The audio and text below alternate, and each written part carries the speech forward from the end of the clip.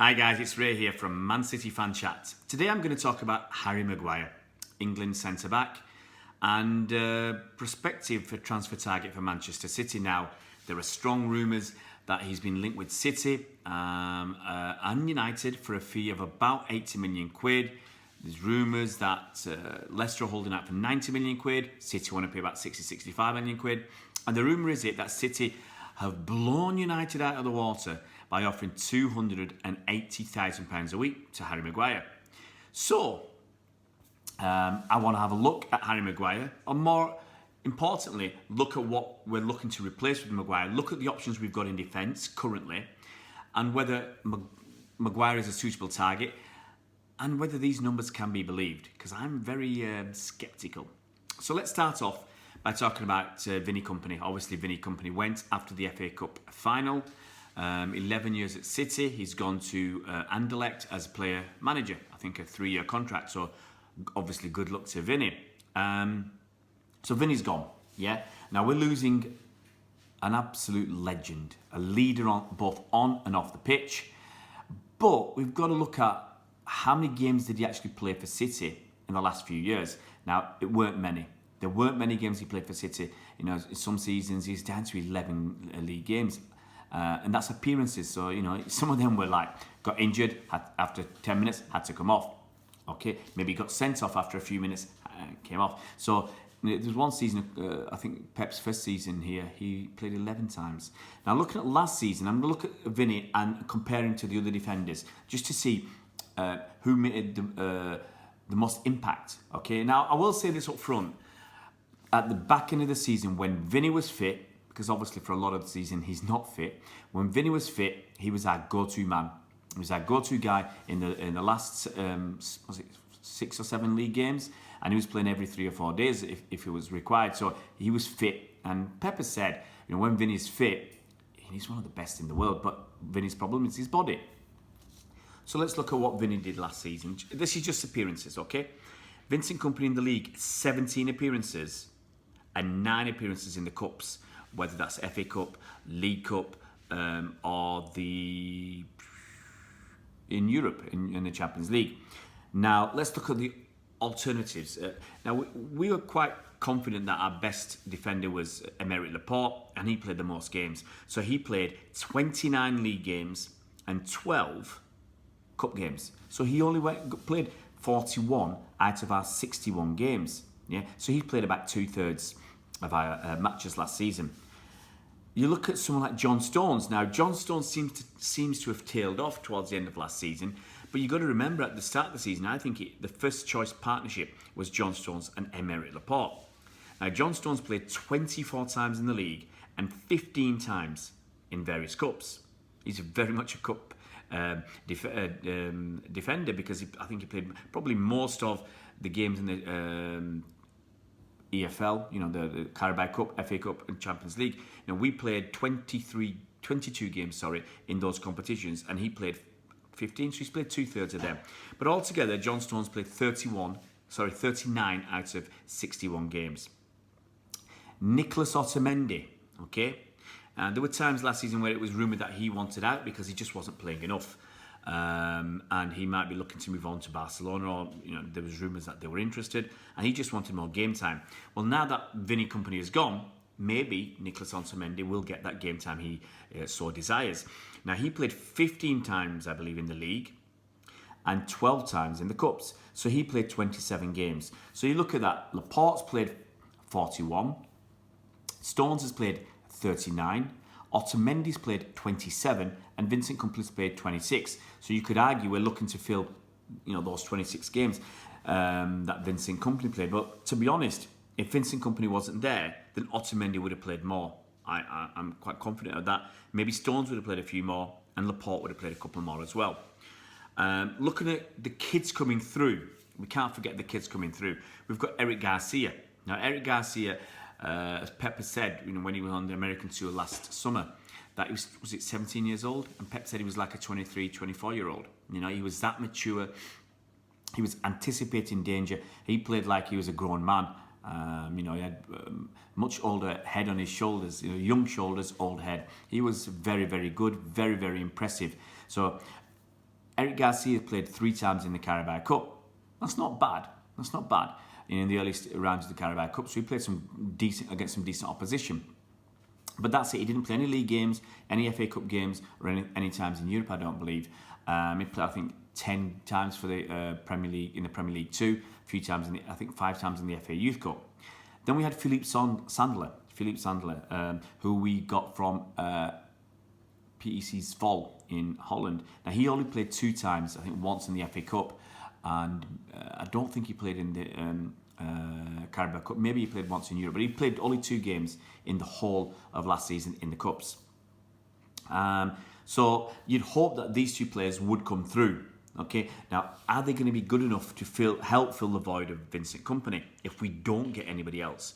You know, we've got, as I said, Laporte's young, he's played 41 games, Stones is 39, he's still young, Otamendi's okay around 30, 31, but he's played 27, so he's got more. I think they've all got more capacity in them, okay? Yes, it'd be a big issue if we had a major injury and you're left with 2 first-choice centre-backs. So Kompany's gone, and let's say Otamendi gets injured, you've got Stones and Laporte. Let's say Otamendi gets injured for a long time, because you've got to look at injuries. Look at someone like Mendy. He's been in, okay, he might be the individual, but he's been injured for long periods of time. We've needed cover. Fernandinho was injured for 2 months. KDB was injured for a long part of the season. So it is possible that, you know, someone will get injured, like Otamendi, for 3 or 4 months. Other players get suspended and they get injured as well for shorter periods of time. So, you know, you are risking it. You are really risking it if you're down to the bare bones of 3 main centre-backs. And Garcia and Sandler are very young and hardly played at all. Now, the other centre-back we've got, which we thought we renewed his contract to sell him on, okay, is Eliakim Mangala. Now, Eliakim Mangala came for, it depends which story you believe, between 32 and 42 million pounds, and he seriously has failed to live up to that transfer valuation and the price we paid, whatever it was. Even at 32 million quid, that's a lot of money for a defender in those days. Now, he didn't play at all for us last season. He was on at at Everton, where he got injured, and he missed basically a huge chunk of the season. But the season before, in 2017-2018, that was our Centurion season, a season of 100 points. Eliakim Mangala played in 9 league games. Now, I'm not sure exactly how many minutes he got, but he featured in 9 league games. That's almost a quarter of the season. And he also played 6 cup games. So Eliakim Mangala played 15 games. Now, I'm not going to suggest that Mangala is going to be put forward next season and he's going to replace Kompany for the games that Kompany played. I'm not suggesting that at all, but it is another guy to put into the melting pot. At least he's got Premier League experience. You know, those 9 games in 2017-18. The season before, I think he played around 20-25 games or something like that. So he has featured in the Premier League. Now, you might think he's not the quality that we desire. You might think he's not got the attributes for a Pep team. I don't think he has. And he might have pace and power and strength and good in the air, but he's not great on the ground with the ball. You know, passing, I don't think he's great. Controlling, I don't think he's great. Positionally, sometimes he gets caught out. So I'm not sure Mangala can make that step up. And I'm not sure Garcia and Sandler can make that step up either. So that leads us to people like Matis Tillit and rumours for Matis Tillit, Koulibaly and Harry Maguire. So we're mainly focused on Harry Maguire. Now, the rumours are that City are offering around 60-65 million. That's what we want to pay to Leicester for Harry Maguire. Leicester, as usual, are holding out for 90 million, as is their right to do so. And they're going to get as much money out of this as possible. And they're probably still smarting from us selling them Kelechi Iheanacho for 25 million quid. But the rumours are, you know, United can afford that, City can afford it, but we don't want to pay that much money, okay? We don't want to be paying 80 million quid. But the rumours are, strong rumours, that that's what we're going to pay. But the same papers and media outlets that are putting out these rumours that we're going to pay 80 million quid are also saying that City have blown United out of the water with our wage offer of £280,000 a week. Now, I'm going to look at that in 2 aspects. One, United pay a lot more in wages as a basic wage than City do, okay? So you've got Alexis Sanchez on about £400,000 a week, okay? can't remember what he's on. I think 75 grand per appearance, and is it 350 grand or whatever it is, basic salary every week. So let's just call it 400,000. So they're paying him 400,000 pounds a week. They're paying Pogba either 3 or 350, something like that. And the rumours are that they're willing to pay him up to 500,000 pounds a week to keep him at the club. So I don't think United have a problem outbidding City and blowing us out the water on wages. And if United want to offer him 300 grand a week, they can. It's not a problem. If City were to offer 280, there's nothing to stop United offering more. So that argument falls down that we've blown United out of the water on wages, because it just doesn't ring true from the respect that United can afford it. And secondly, the fact is that our top earner, I believe at the moment, is Kevin De Bruyne on around 250 grand a week. Okay, City do it differently now. We're paying people good basics, but with the thing skewed towards bonuses and performances and actually winning stuff. So last season, I have no idea what we would have paid in bonuses, but winning the Carabao Cup, the FA Cup and the League, the players would have been handsomely rewarded post-season. So that's the way City do it, based upon performance and winning stuff, rather than just offer you 400 grand a week for you to play the piano or walk your dogs. Yeah. So that's the way we do it. So for the second aspect, why would City pay Harry Maguire 280 grand a week when we might only be paying Kevin De Bruyne 250 grand a week basic? Yeah. And an added proof to that is we're paying Leroy Sané 60 grand a week. 60 grand a week. But what we also do with players, once you've proved yourself within 1 or 2 years, we offer you a nice new bumper new contract. So Edison, I've said, he had a 5-year contract. He did so well in the first season. We offered him a contract extension, so he's on to 6-year contracts and more money. Leroy Sané, we're trying to get him to sign a contract extension with a shed load more money as well, because he's proven himself. He's done it. He's done what's required. And other players are the same. Raheem Sterling's had a contract extension. Kyle Walker's had a contract extension and his wages have been bumped up. There's talk of John Stones next in line for a contract extension. So that's how we do it. Decent basic, you prove yourself, you get a contract extension, and your wages go up too. Okay, so I can't believe City are going to get Harry Maguire in and pay him more than KDB. Pay him a lot more than Raheem Sterling. Yeah, a lot more than Sergio Aguero. I don't buy that. I don't believe that. We will not. I can't see why City would smash our wage structure for Harry Maguire. Yeah, if it was Messi, yeah, I'll accept that we might pay Messi £1 million a week. Yeah, for certain players, you would smash your wage structure for these special talents. But I don't think Harry Maguire is a special talent. He's a decent defender. He can get his head on the ball. He's a reasonable passer, plays for England, and you have that link with John Stones as well for England and for City. It would be very good. But I just cannot accept City would pay 80 million for Harry Maguire and pay him 280 grand a week when you've got people like Matis Delict. Now, you might say City don't want to deal with Mina Raiola, and I don't think we do. But Matis Delict, for me, is head and shoulders above Harry Maguire. Matis Delict is only 19 years old. Harry Maguire's 26. Matthias de Ligt, I think, is a better defender at the moment. He's got more potential in my book as well. He's got potentially 15 years at the top level ahead of him. He's a leader on and off the pitch, I believe. The City Ajax captain at 19. Same way Vinny is a leader on and off the pitch. He will, get your fans excited, and he'll drum them up and into a frenzy, really. So I think he's a better option for City than Harry Maguire. Then you've got people like Koulibaly, but he's 28, yeah, and it could take time for him to settle into City, our system, and the Premier League. And at 28, maybe you just don't have the time. So I just can't accept it. Now, we could get Harry Maguire. There's nothing to stop us, but certainly not those numbers. I can't see us paying 80 million quid, and I can't see us paying 280 grand a week for Harry Maguire. Can we get by? It's a touch and go. As I said, it's touch and go whether we can get by without any other additional centre back. But I would argue we could be looking for a fourth choice centre back, so someone as cover. Yeah. So if we say Stones and Laporte are our first choice centre backs, and they're going to play about 30 games, league games a season. And last season, as I said, Laporte played 41 games in total. Stones played 39. If we up them by, say, 5 games each, Laporte's playing 46 and Stones is playing 44.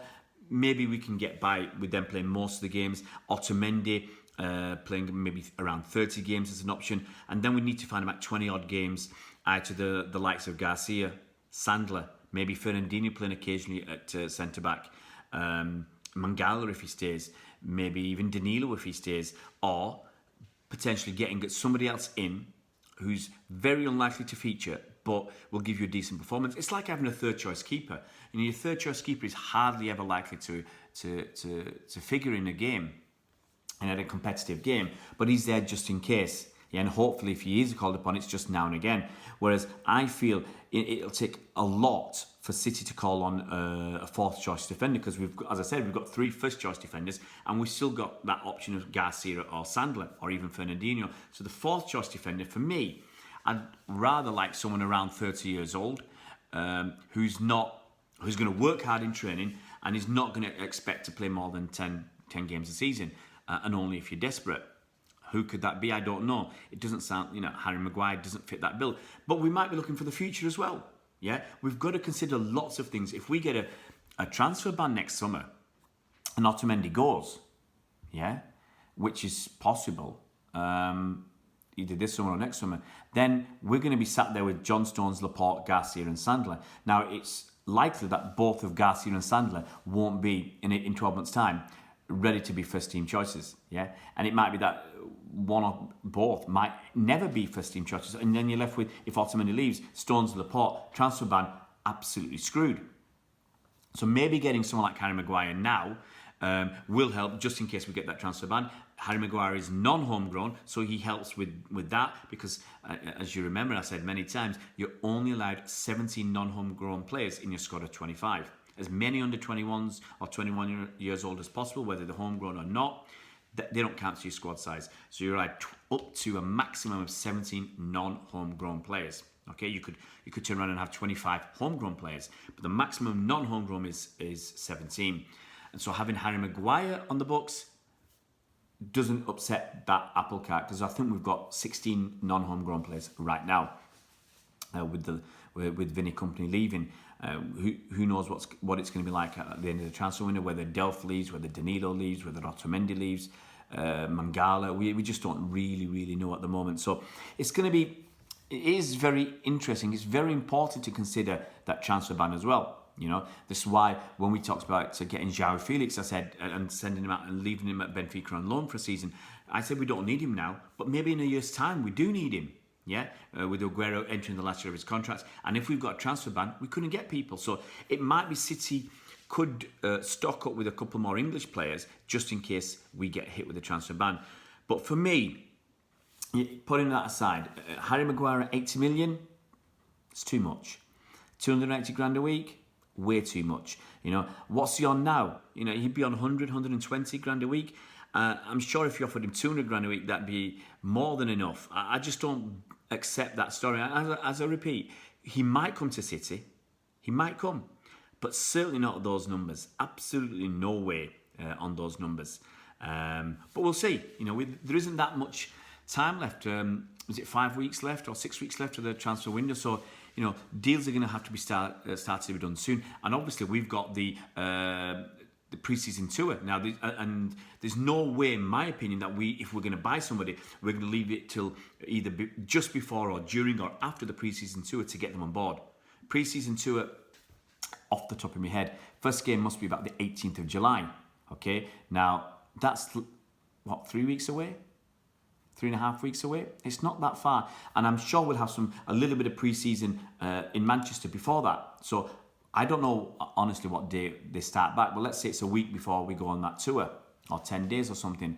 That's not going to... It's that window of our transfer window opportunity that I would prefer is get the people in before we start pre-season, so they can acclimatise to Manchester and get used to the place, and get their families used to the place if they want. So I don't think that window of opportunity is great. So, whoever we get, I expect us to get them in the next week or two, to be quite honest. by the time of July starts, we should have people on board. So, Harry Maguire, is he a good defender? He's decent. What does Pep think of him? I think if you look at the All or Nothing documentary from Amazon Prime, I think Pep said he was slow. He's vulnerable. He's got weaknesses. But is he? But I'll still say he's a decent defender. Can he fit into Pep's system? Almost anybody can. You know, the way Pep coaches you. But on 80 million a week, not for me. Sorry, 80 million transfer fee, not for me. 280 grand a week, certainly not for me on those numbers. But we'll wait and see. We'll find out very, very shortly.